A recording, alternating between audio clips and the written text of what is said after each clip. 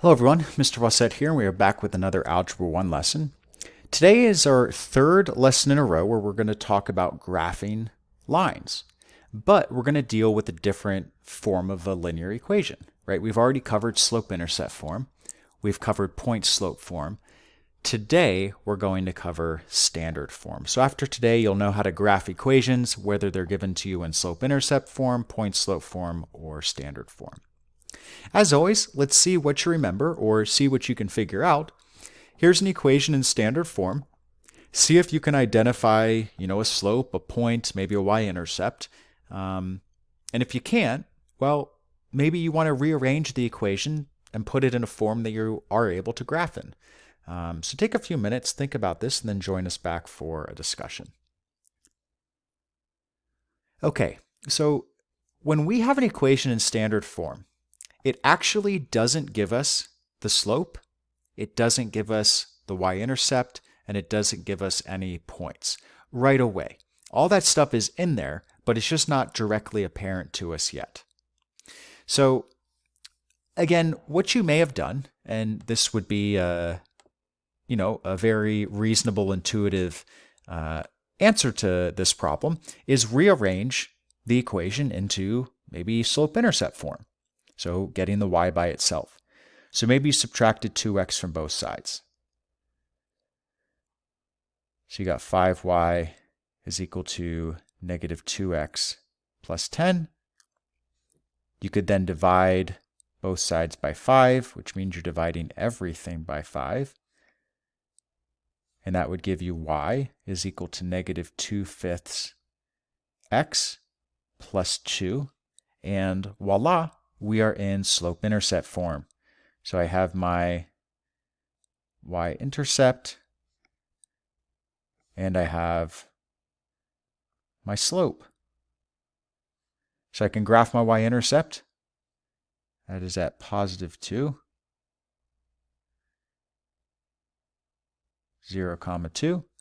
I have my slope, so change in y is negative 2. Change in x is positive 5, so I'm going over 5 here. And my new point is at 5, 0. And I could then draw my line between them.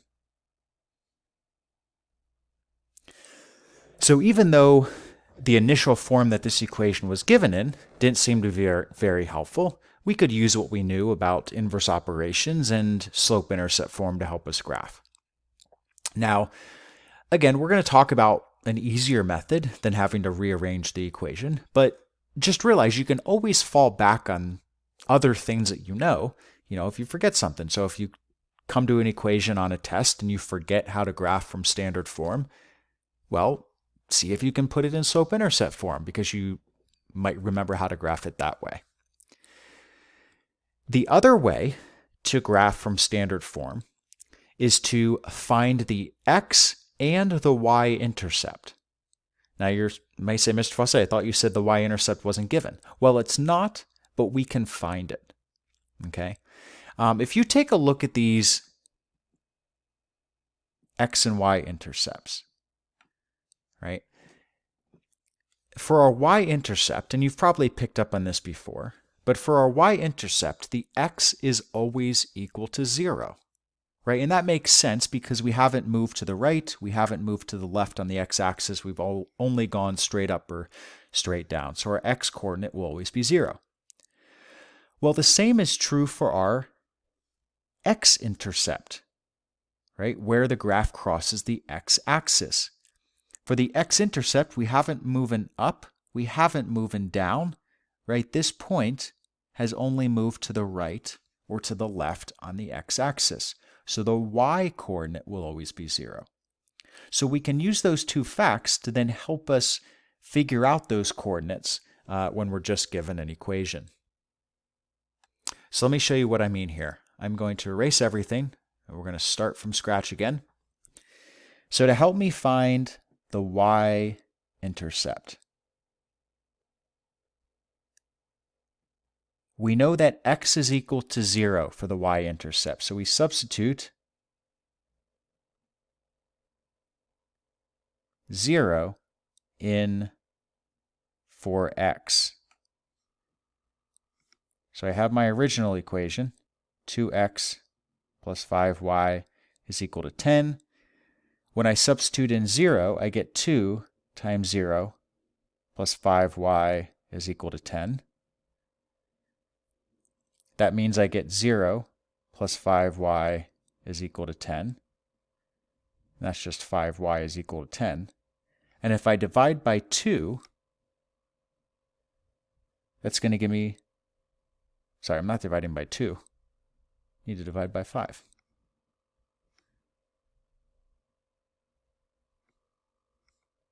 That gives me y is equal to 2.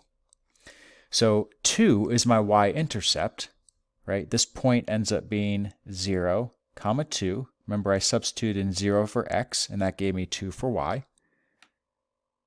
So there's my first point, my y-intercept at 0, comma 2. Now I can do the same thing to find my x-intercept, which will give me my second point, and then, as we know, 2 points is good enough to graph a line. But for my x-intercept, I'm going to substitute in 0 for y.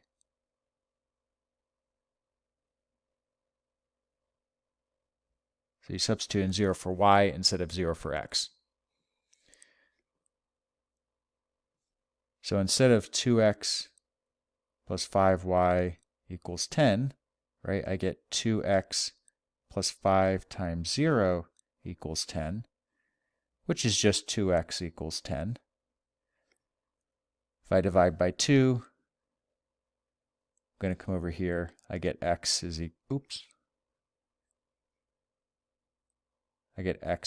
to 5, which means my point is 5 because my x is equal to 5, and I substitute in 0 for y. So my 0 is my y-coordinate. And we end up right there, 5, 0. And you'll notice that this was the same exact line that we drew after we had switched the equation to slope-intercept form and graphed it. Okay? This method, you may say, this method, actually didn't seem that short, right, compared to the other method. And you may have been right. I did write out more than is necessary, right? Once you understand what you're doing, you won't have to write out, the words substitute in 0 for x. You'll just do it. But you're right. This method may be a little bit longer than, the slope-intercept method or the point-slope method. However, it is going to be something that comes in useful for other things down the road, right? There are other times where we need to find the x and the y-intercept, and this is a very easy way to do that. Just substitute in 0 for the other value, right? If you want to find the y-intercept, you substitute in 0 for x and solve for y. If you want to find the x-intercept, you substitute in 0 for y and solve for x. So let's go ahead and put down something for standard form, explain what this equation is, and then we'll get some practice in. So there's not too much to say about standard form other than it looks like ax plus by equals c. The one thing we need to write down is that a, b, and c should be integers. Okay, they shouldn't be decimals, they shouldn't be fractions. Otherwise, we would not say that this equation is in standard form. So a, b, and c should be integers, right? They can be positive or negative. They just can't be decimals or fractions. Okay, so let's get some more practice substituting in 0 for either x or y and solving for the other coordinate. Let's get rid of this. Scroll down. Okay, so you have two equations, and I need you to find both the x and the y-intercept. So show me your work for both, then come back and see if you did your work correctly. Okay, so we'll start with the one on the left, and we'll start with the y-intercept. Okay, so we are going to substitute in 0 for x. I'll stop writing that down, eventually, but I do want us to be constantly thinking about, okay, if I find the y-intercept, the x value has to be 0 at the y-intercept. So that's why we're substituting in 0 for x. So instead of negative 6x plus 4y, I get negative 6 times 0 plus 4y is equal to 12. This gives me just 4y is equal to 12 because negative 6 times 0 is 0. And that gives me, after I divide by 4, y is equal to 3. So my y-intercept is 3.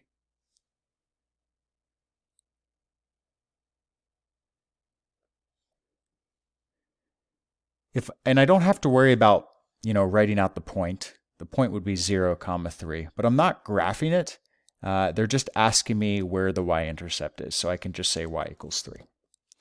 Let's go ahead and find the x-intercept. And again, we should be thinking, okay, x-intercept, I need to substitute in 0 for y.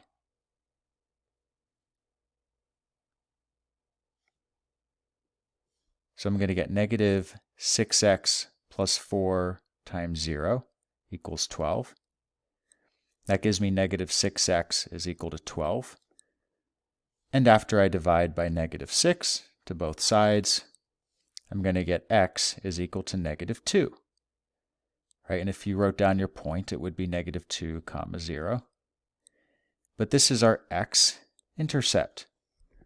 Okay, so again, we've just gone through the process twice, substituting in 0 for x, then substituting in 0 for y to find our two intercepts. Let's do the same thing again. Okay, my y-intercept. This is the last time I'll write this down. Substitute in 0 for x, which means I get, and let's just block this off, which means I get y minus 4 times 0 is equal to 18, which gives me y. It's going to be y minus 0 is equal to 18, but y minus 0 is just y. So y is equal to 18.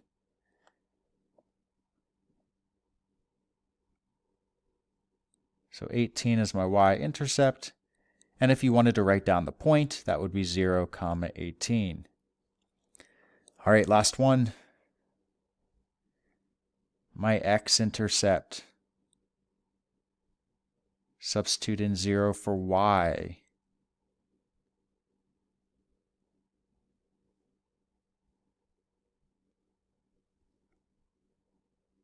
So that's going to give me 0 minus 4x is equal to 18. I get negative 4x is equal to 18. Divide both sides by negative 4.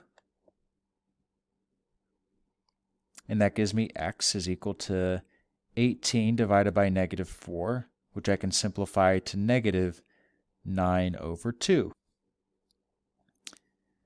If you give me the decimal, that would be okay, because the decimal terminates. It's just negative 4.5, but the fraction is also okay as well. And my point would be negative 9 halves, 0.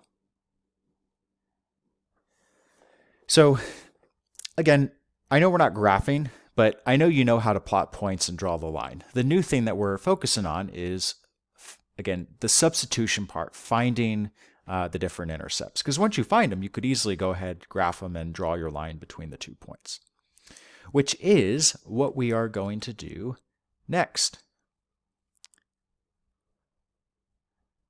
So there are 4 problems.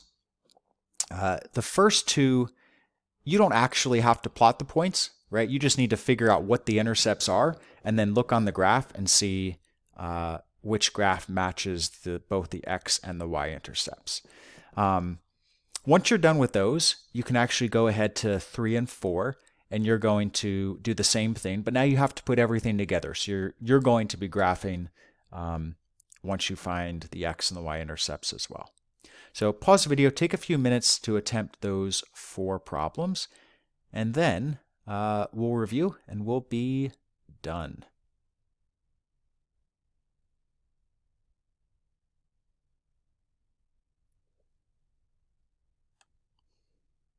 All right, so I'm actually only going to cover two of these because they're relatively similar. So I'm going to do number 1 and number 3.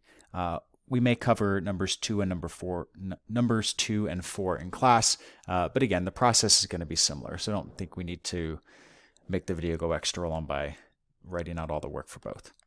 For number 1, y-intercept looks a little bit too much like an x. Y-intercept, we're going to substitute in 0 for x, so I get 6 times 0 plus y is equal to negative 4, and I get y is equal to negative 4. So my y-intercept is at 0, comma, negative 4. Again, both of these mean the same thing. So we can already eliminate some choices, right? We can get rid of any graph that doesn't have negative 4 for a y-intercept. That means we can eliminate graph A and graph D. So let's go ahead and see what our x-intercept is, and that will help us narrow it down between B and C. For my x-intercept, I'm going to substitute in 0 for y. Let's make sure we can still see the equation. There we go. So I get 6x plus 0 is equal to negative 4. I get 6x is equal to negative 4. And when I divide both sides by 6, that's going to give me x is equal to negative 4 over 6, which is equal to negative 2/3. Actually, we can see a negative sign. That's my x-intercept. And of course, that point would be negative 2/3, comma 0. Now, you're not going to know exactly where negative 2/3 is in the graph, but you do know that it's between 0 and negative 1. So if we look at choices B and C, well, this x-intercept is between 0 and, well, it looks to be positive 1. This x-intercept is between 0 and negative 1. Or you could really just think about it as, I know the graph's not ticked off by 1s, it's ticked off by 2s. But this x-intercept is positive, which is not what we want. So we would go with choice D. Both of those intercepts match with D. All right, last one. Going to do one where we put everything together. So I'm given an equation, 3x plus 2y equals 2. It's in standard form. Let's go ahead and find my intercepts. We'll start with my y. Substitute in 0 for x. So I get, again, I'm not going to take an extra line up. I just get 2y is equal to 2. If I divide by 2, I get y is equal to 1. So my my y-intercept is at 0, comma 1.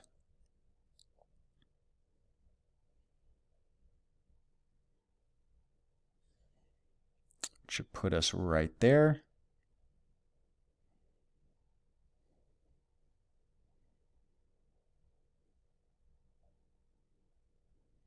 I'm going to label that as well. 0. Could do a bit better job than that, couldn't we? Do it up here. 0, comma 1. Let's go ahead and find my x-intercept. Substitute in 0 for y. So I get 3x plus 2 times 0 is equal to 2. I get 3x is equal to 2. Divide both sides by 3. This is similar to our last problem. X is equal to 2/3, which means my point is 2 over 3, 2/3, comma 0.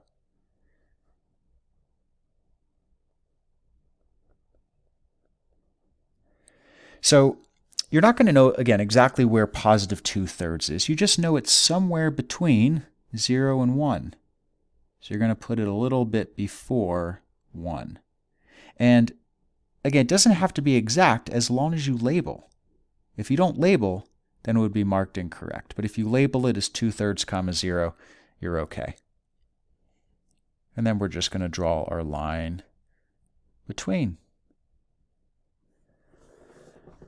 All right, so we have now finished slope-intercept form, point-slope form, and standard form. So whatever form of equation you're given, you now have the tools to put it on a graph. As always, enjoy the rest of your day, and I will look forward to seeing you for our next lesson.